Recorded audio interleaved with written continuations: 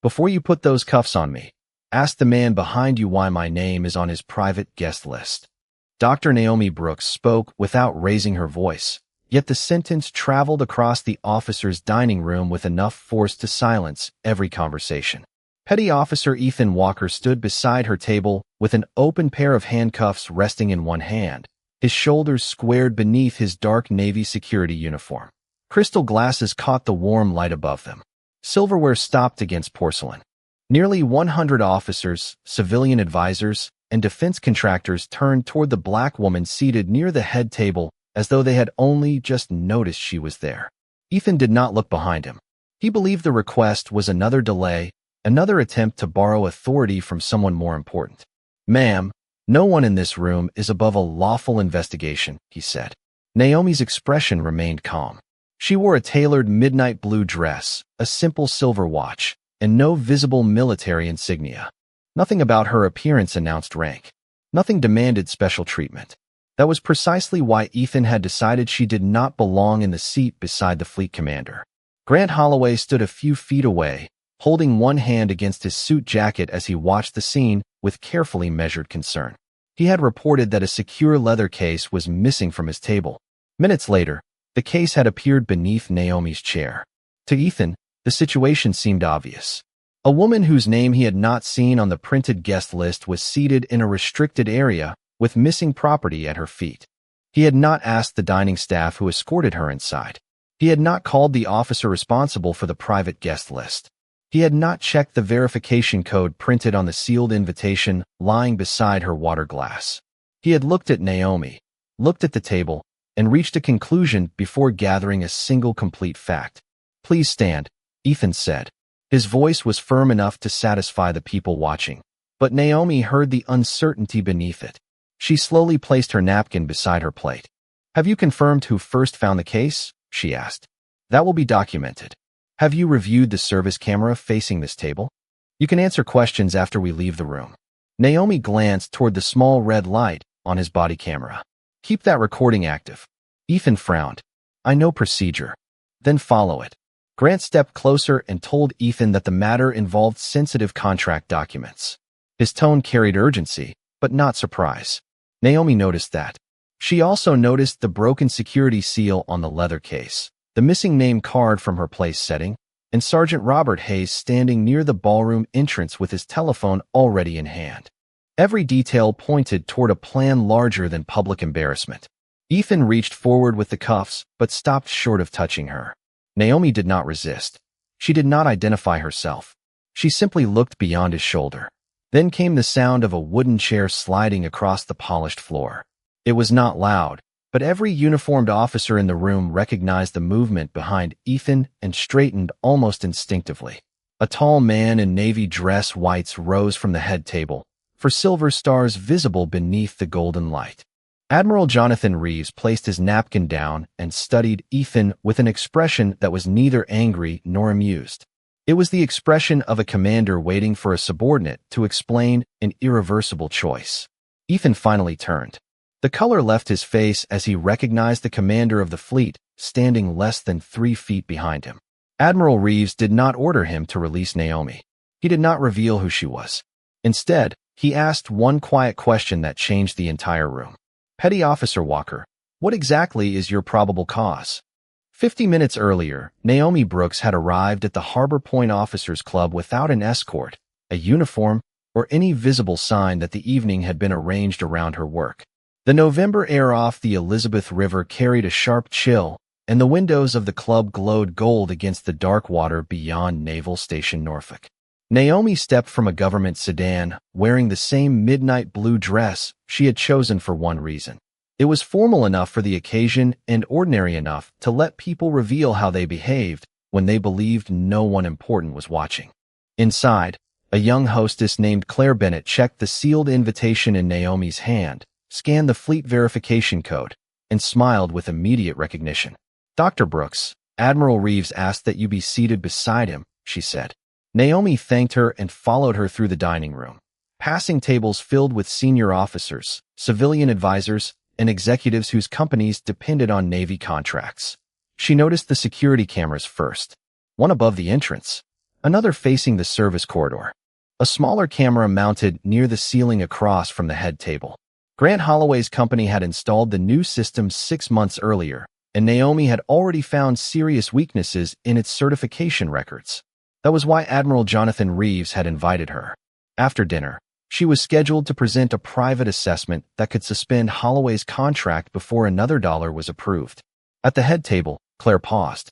The chair beside the Admiral's place was empty, but the printed name card that should have marked Naomi's seat was missing. Claire checked the table twice. "That is strange," she said. "Your card was here during setup." Naomi looked at the surrounding place settings.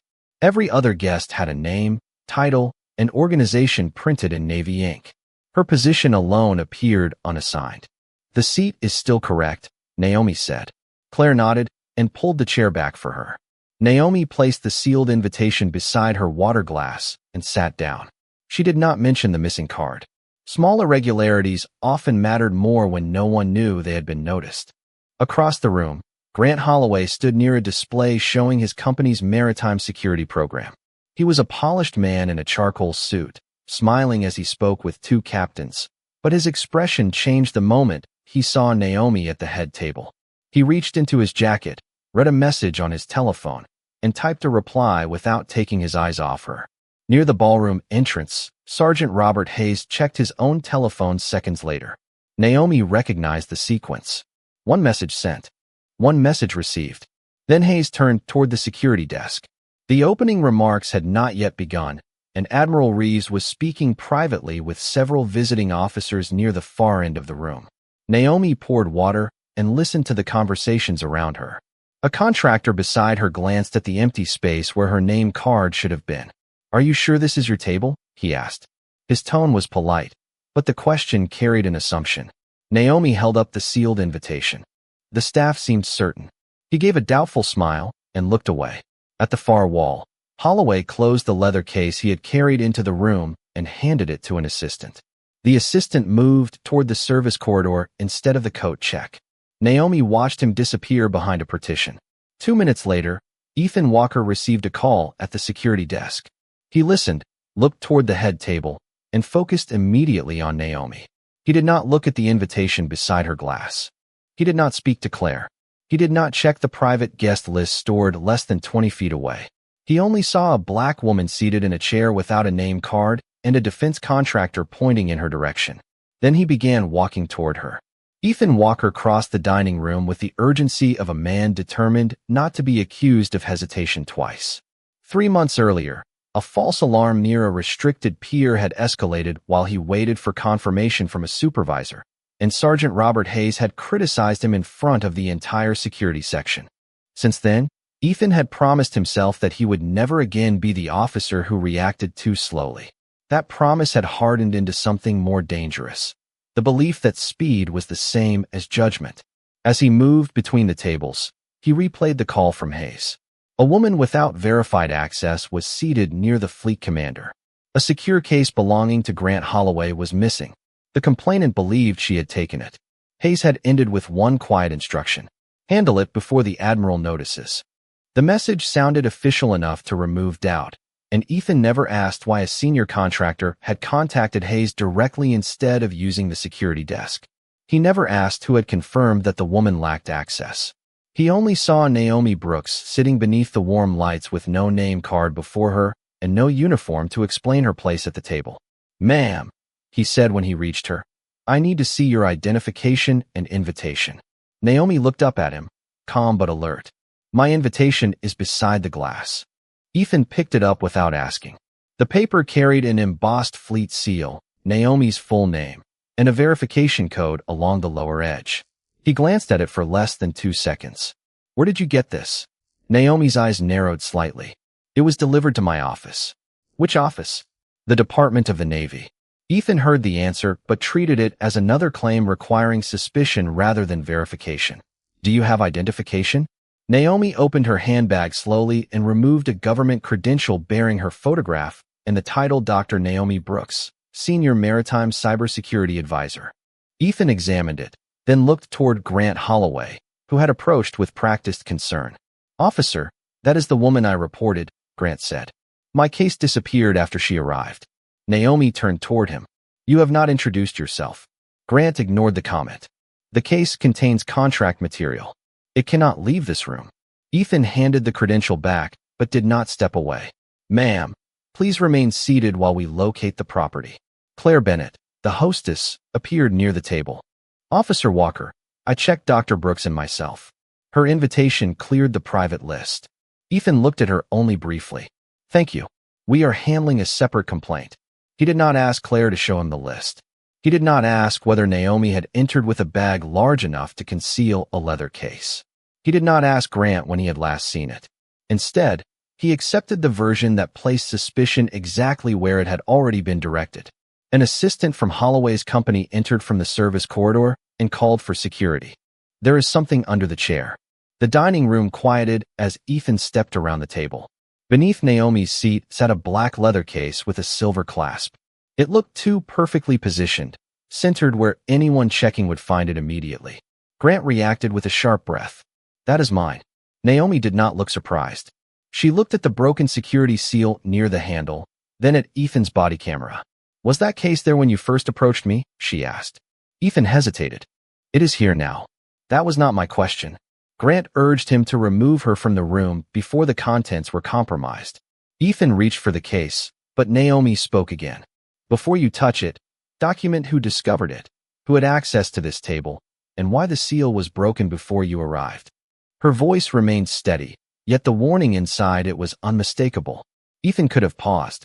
He could have called the guest coordinator, reviewed the service camera, or asked Claire to confirm the seating assignment. Instead, he decided her precision sounded like resistance. He placed the case on the table and told Naomi she would need to come with him.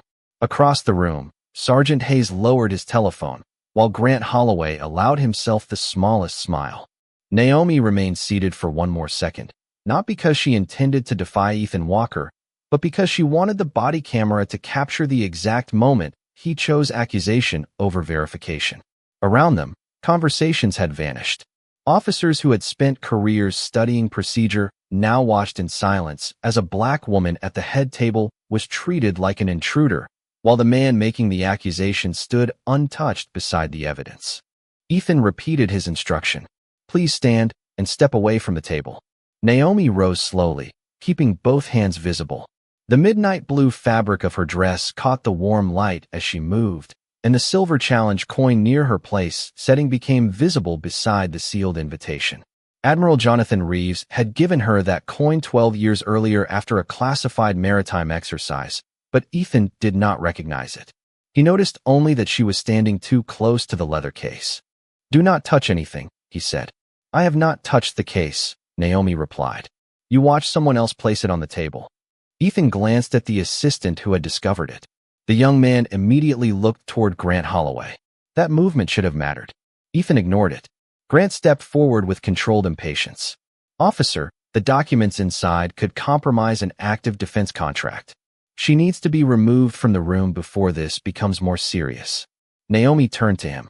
How do you know what is inside if the seal was already broken when the case was found? Grant's expression tightened. Because it is my property. Ownership does not answer the question. Ethan positioned himself between them. Dr. Brooks, this is not the place for an argument. It is the place where you are building your probable cause. The words made several senior officers exchange glances. Ethan heard the legal precision in her voice, but interpreted it as arrogance. He asked whether she had handled the case at any point that evening. Naomi said no. He asked whether she had entered the service corridor. She said no. He asked why she was seated beside the fleet commander without a printed name card. Naomi looked toward the empty holder in front of her. Ask the hostess who checked me in. Claire Bennett stepped closer. I already told you that her invitation was verified. Ethan raised one hand, stopping her. I will take your statement after I secure the situation. Claire stared at him in disbelief. But I am giving you the answer now. Sergeant Robert Hayes approached from the edge of the room and spoke quietly into Ethan's ear. Do not let the crowd distract you. Holloway wants her escorted out immediately. Naomi watched Hayes rather than Ethan. She noticed the brief look between Hayes and Grant, the kind of look shared by two men who had expected the evening to move faster.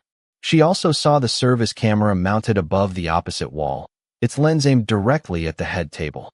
If the recording remained intact, It would show who had removed her name card and who had placed the case beneath her chair.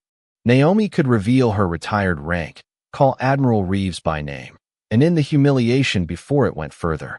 But doing so would warn Grant that his plan had failed. He could blame the incident on confusion, leave the dinner, and begin erasing the contract records she had come to expose. So Naomi made a decision. She would let the process continue long enough to reveal everyone involved. She looked at the red light on Ethan's body camera. "Do not turn that off," she said. Ethan's jaw tightened. "You do not give me orders. Then consider it a request from someone who wants the complete truth preserved." Grant moved closer to Hayes and whispered something Naomi could not hear. Hayes nodded once. Ethan reached toward the handcuffs secured at his belt. Naomi did not step back. Instead, she looked at the challenge coin, the sealed invitation, and the camera across the room. 3 pieces of truth sitting in plain sight. Then she raised her eyes to Ethan. "Before you decide I do not belong here," she said, "you should ask yourself why every person who can verify my identity is being ignored." Ethan Walker held the handcuffs at his side for several seconds, caught between the warning in Naomi Brooks's voice and the pressure of nearly 100 people watching him decide what came next. Sergeant Robert Hayes stood close enough to influence him without appearing involved. Grant Holloway remained beside the table, wearing the controlled concern of a man who expected authority to complete a plan he had already begun. Naomi noticed every position in the room.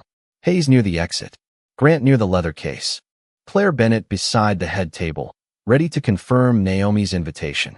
The service camera above the opposite wall still aimed directly at them. The truth was not hidden. Ethan was simply refusing to look at it. "Place your hands in front of you," he said. Naomi did not move immediately. "Have you verified the code on my invitation?" Ethan glanced toward the paper beside her glass. "That does not explain the case. It explains why I am sitting here. We can review it after you come with me." "Have you asked the person who seated me?" Claire stepped forward again. "Officer Walker, I scanned the invitation myself. Dr. Brooks was approved for the private list." Hayes interrupted before Ethan could respond. "The guest list can be reviewed later. Secure the person connected to the missing property." Naomi looked at Hayes. "You received a call from Mr. Holloway before Officer Walker was dispatched, did you not?" Hayes's face remained still, but his right hand tightened around his telephone. "You are not conducting this investigation. Neither are you. If you are ignoring evidence that clears me."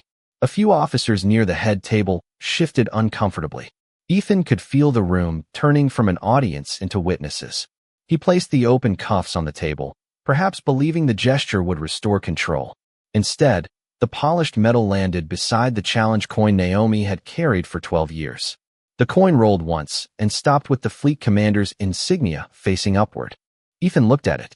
He knew what challenge coins represented, but he did not ask how Naomi had received one marked with Admiral Jonathan Reeves's personal command seal. Grant spoke quickly. "Coins can be purchased. Invitations can be copied." The case was under her chair. Naomi turned toward him. "Then you should welcome a review of the camera footage." "The system is undergoing maintenance," Grant replied. The answer came too quickly. Naomi let the silence expose it. "Your company installed that system." Grant said nothing. Ethan looked toward the camera, then toward Hayes. "Is the recording available?" Hayes avoided the question. "Your responsibility is to remove the immediate security concern." That was the moment Ethan should have understood. Hayes was not asking him to investigate. He was asking him to create an outcome. Naomi saw doubt appear in Ethan's face, but doubt alone did not change his decision. He picked up the handcuffs again. "Dr. Brooks, I am asking one final time. Come with me voluntarily." Naomi slowly extended her hands, not as an admission and not as surrender, but as a test of how far he would go while the facts remained in front of him. "State clearly for your camera," she said, "whether you confirmed the guest list, interviewed the hostess, reviewed the service recording, or verified ownership of the case." Ethan's body camera light glowed between them. He did not answer. "State whether I threatened anyone, attempted to leave, or refused identification." Still, he said nothing. Grant's confidence began to fade because Naomi no longer sounded like a guest defending herself. She sounded like an investigator preserving testimony. Ethan brought the cuffs closer, stopping just before they reached her wrists. "You are making this more difficult than it needs to be." Naomi met his eyes. "No, Officer Walker. I am making sure no one can later claim they did not know what happened. Behind him, a chair moved across the polished floor. This time the sound was deliberate. Every senior officer at the head table turned toward the man rising from his seat. Naomi kept her hands extended and spoke one final sentence before Ethan looked back. Now ask your Admiral whether I belong here. Admiral Jonathan Reeves stood behind Ethan Walker in full dress uniform, for silver stars catching the warm light above the head table. He did not raise his voice. He did not reach for the handcuffs. He simply looked at Ethan and repeated the question. Petty Officer Walker, what exactly is your probable cause? Ethan lowered the cuffs slightly, but he did not put them away. Every face in the dining room had turned toward him. Senior officers waited in silence. Civilian advisors stopped whispering. Even Grant Holloway seemed to understand that the room no longer belonged to his accusation. Ethan cleared his throat. Sir, a secure case was reported missing. It was recovered beneath this woman's chair. Admiral Reeves glanced at the leather case, then at Naomi Brooks. Did you see her place it there? No, sir. Did any witness see her place it there? Ethan looked toward Holloway's assistant. The young man stared at the floor. Not that I have confirmed, sir. Did she refuse identification? No, sir. Did her invitation fail verification? Ethan hesitated. Claire Bennett stood beside the table, her expression firm. I verified it when Dr. Brooks entered, she said. Admiral Reeves kept his attention on Ethan. Did you review the private guest list? Not yet, sir. Did you examine the service camera recording? No, sir. Did you interview the staff member who seated her? Ethan's answer came more quietly. No, sir. Each response removed another layer from the certainty he had carried across the room. What remained was not an investigation. It was an assumption wearing the shape of procedure. Admiral Reeves looked at the open handcuffs. Then you prepared to detain a cooperative guest before confirming the guest list, the witness statements, the video, or the ownership of the property. Ethan's shoulders tightened. Sergeant Hayes instructed me to secure the situation. Hayes stepped forward. Admiral, the contractor reported sensitive material at risk. Reeves turned toward him. That does not answer why basic verification was ignored. Hayes said nothing. Naomi slowly lowered her hands, but she did not return to her seat. Her expression remained composed, almost solemn. She had not wanted humiliation for Ethan. She had wanted the truth recorded while everyone believed she had no authority to demand it. Admiral Reeves finally faced the room. Dr. Naomi Brooks served 20 years in the United States Navy. She retired with the rank of commander after leading maritime cybersecurity operations on 3 continents. A quiet wave of surprise moved through the guests. Ethan looked at the challenge coin beside the cuffs and finally understood why the Admiral's command seal was engraved across its surface. Reeves continued. She is currently a senior cybersecurity advisor to the Department of the Navy. She is also the guest of honor at this dinner, and the chair beside mine was reserved for her personally. Grant Holloway's face lost its carefully arranged concern. His eyes shifted toward the ballroom exit. Naomi noticed. So did Ethan. For the first time that evening, his attention moved away from her and toward the people who had directed his suspicion. Admiral Reeves stepped closer to the table. This does not mean Dr. Brooks receives special treatment, he said. It means she should have received the same fair treatment owed to every person who enters this installation. He pointed toward Ethan's body camera. Keep that recording active. Then he looked at Claire. Secure the guest list. He instructed the communications officer to preserve every service camera recording, access log, and official telephone call made during the evening. Hayes reached for his telephone, but Reeves stopped him with one sentence. No one leaves, and no device is altered. Naomi turned toward the leather case. Admiral, this was not placed here by accident. She pointed to the broken security seal and the serial number near the handle. That number belongs to the contract system I came here to review. The room fell silent again, but this silence carried a different weight. Ethan had believed the Admiral standing behind him was the end of his mistake. He was beginning to realize it was only the beginning of the investigation. Admiral Jonathan Reeves ordered the dining room doors closed and asked the club manager to place the security system under preservation status. No one was allowed to alter a camera feed, remove a device, or leave with official documents until the first review was complete. Grant Holloway objected immediately. He called the action unnecessary, warned that confidential business records were at risk, and insisted the leather case had nothing to do with Dr. Naomi Brooks's contract assessment. Naomi listened without interrupting.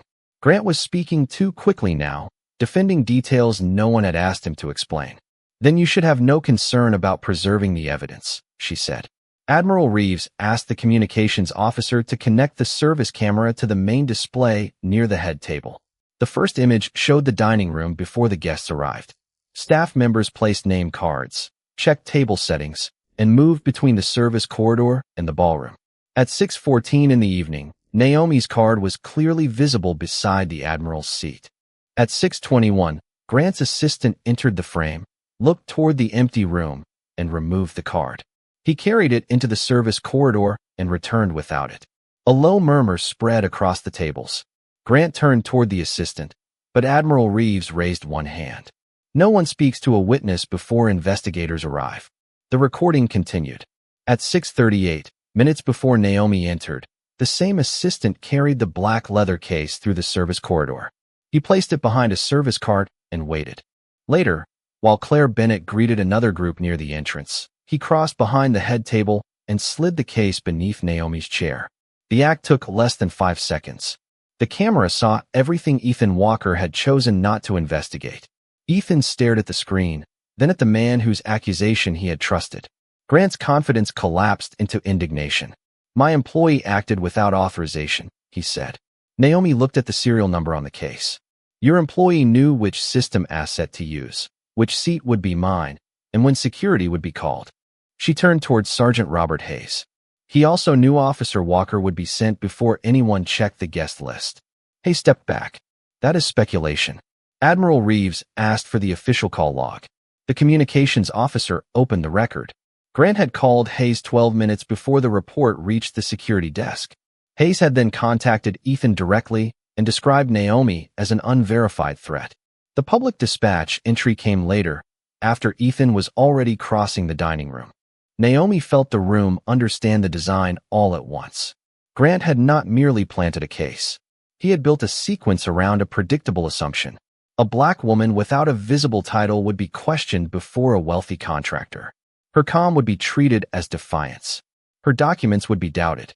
Her presence at the head table would appear suspicious because someone had removed the only sign explaining why she belonged there. "Why me?"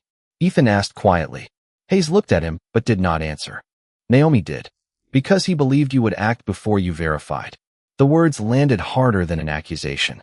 Ethan thought about Claire's statement, the invitation in his hand, the challenge coin beside the cuffs, and every question he had refused to ask. Grant pointed toward Naomi and claimed she was turning a misunderstanding into a conspiracy to damage his company. Naomi opened her handbag and removed a sealed folder. "This is the preliminary assessment I was scheduled to present tonight," she said. "It documents false cybersecurity certifications, altered inspection dates, and restricted system access granted to unapproved subcontractors." Admiral Reeves read the cover page and looked toward Grant. The future of a contract worth hundreds of millions of dollars had just changed. Hayes moved toward the side exit, but Ethan stepped into his path. He did not touch him. He simply stood there and said, "The Admiral ordered everyone to remain." Hayes lowered his voice. "You follow my report, and this can still be contained." Ethan looked at Naomi, then at the red light on his body camera. For the first time that evening, he understood that the next sentence would determine whether he remained a witness to the truth or became part of the lie. Ethan Walker looked at Sergeant Robert Hayes, then at the red light glowing on his body camera. For most of the evening, he had treated that light as proof that he was following procedure. Now it felt like a witness that had recorded every question he ignored and every assumption he accepted. Hayes leaned closer. "You were responding to a credible report. Right that she became uncooperative, and the rest can be explained." Ethan looked toward Naomi Brooks. She had shown identification. She had remained at the table. She had answered every question.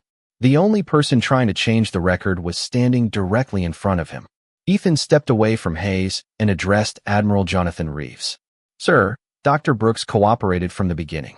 She provided identification and a verified invitation. The hostess confirmed her entry. I chose not to check the guest list or review the camera before preparing to detain her." The dining room remained silent. Ethan continued because stopping would have been another form of hiding. Sergeant Hayes instructed me to remove her before the Admiral noticed. Mr. Holloway's accusation influenced my decision, but the decision was mine. I treated her questions as resistance when they were requests for basic verification. Hayes stared at him. Think carefully about what you are saying. Ethan removed the body camera from his uniform and placed it on the table beside the challenge coin. I am saying the recording should be preserved exactly as it is. Admiral Reeves instructed the communications officer to contact Naval Criminal Investigative Service and the installation's Internal Review Command. Grant Holloway demanded to call his attorney and accused the Navy of publicly damaging his reputation. Reeves answered in a controlled voice. You will be given access to counsel. You will not be given access to the evidence. Grant's assistant lowered his head and asked to speak privately with investigators. He admitted that Grant had ordered him to remove Naomi's name card and place the leather case beneath her chair. Hayes had provided the timing and assured him that security would act before anyone checked the cameras. The assistant said he had believed it was only meant to delay Naomi's presentation, but Naomi looked at him without sympathy or cruelty. A false accusation does not become harmless because you hope the consequences would be temporary, she said. Naval investigators arrived within minutes and secured the case, the service recordings, the guest list, and the official call logs. Grant and Hayes were escorted to separate rooms for questioning. No one raised a voice. No one needed to. Their authority had vanished beneath the weight of a record they had created themselves. Ethan remained near the head table while an internal affairs commander reviewed the first minutes of his body camera footage. When the review ended, the commander informed him that he was being relieved of security duties pending a formal investigation. Ethan surrendered his access card and duty credentials without protest. Telling the truth had helped expose the conspiracy, but it did not erase the choice that had placed Naomi at risk of public humiliation. Naomi watched him place the credentials on the table. You had evidence in front of you, she said. Why did you trust the accusation instead? Ethan looked across the room at Grant's empty chair, Claire's verified guest list, and the invitation he had dismissed after barely reading it. Because I decided what I expected to find before I started looking. Naomi nodded once. It was not forgiveness, but it was the first honest answer he had given her. Admiral Reeves then opened the sealed assessment Naomi had brought to dinner. The report showed altered inspection dates, false cybersecurity certifications, and millions of dollars billed for protections that had never been properly installed. The leather case had been planted to remove her before she could speak, but the attempt had preserved more evidence than Grant intended. Naomi returned to her chair beside the Admiral, not as a guest rescued by rank, but as the investigator who had allowed every person in the room enough time to reveal which side of the truth they had chosen. 4 months later, the Harbor Point Officers Club looked almost unchanged from the outside. The same windows reflected the Elizabeth River. The same polished tables waited beneath warm lights. But inside Naval Station Norfolk, the evening that had begun with a missing name card had forced changes across an entire security command. The Department of the Navy suspended Grant Holloway's company from future contracts after investigators confirmed altered inspection dates, false cybersecurity certifications, and unauthorized access granted to subcontractors. Grant was charged with conspiracy, fraud, and obstruction of an official review. Sergeant Robert Hayes faced disciplinary proceedings for using his position to support the false accusation and for attempting to shape Ethan Walker's report.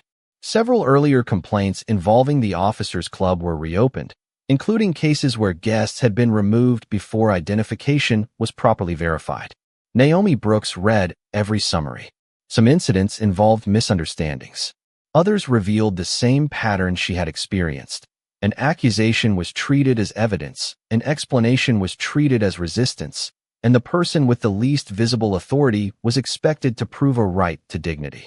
Ethan's investigation ended with a formal reprimand, removal from his security assignment, and mandatory retraining before he could be considered for another law enforcement position. His decision to preserve the body camera and testify truthfully prevented more serious findings, but it did not erase the choices he made at the table. He accepted the outcome without appeal.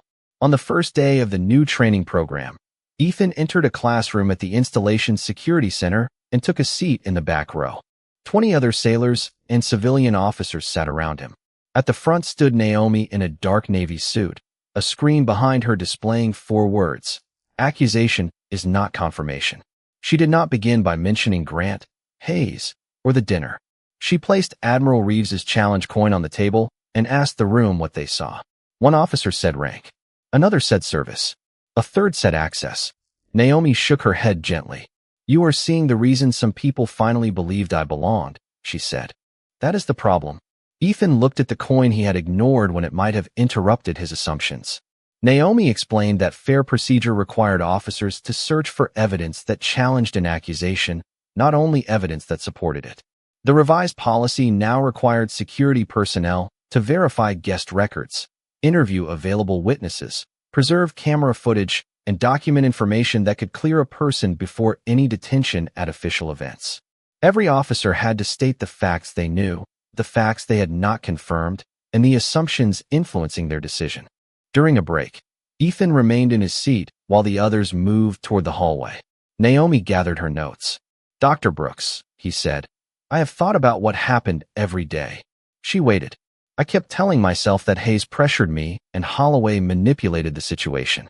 Both things were true, but neither one explains why I doubted your identification and believed his accusation." Naomi looked at him calmly. "What explains it?" Ethan lowered his eyes. "I had already decided what someone at that table was supposed to look like.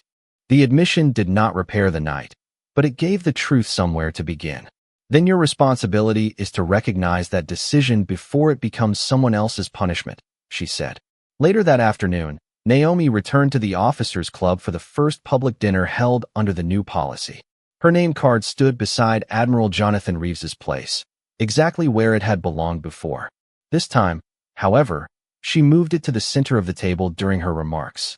She told the guests that a title, uniform, challenge coin, or powerful friend should never determine whether a person receives patience, fairness, and respect. An admiral had stood behind her that night. Justice began only when the officer understood that she should never have needed one.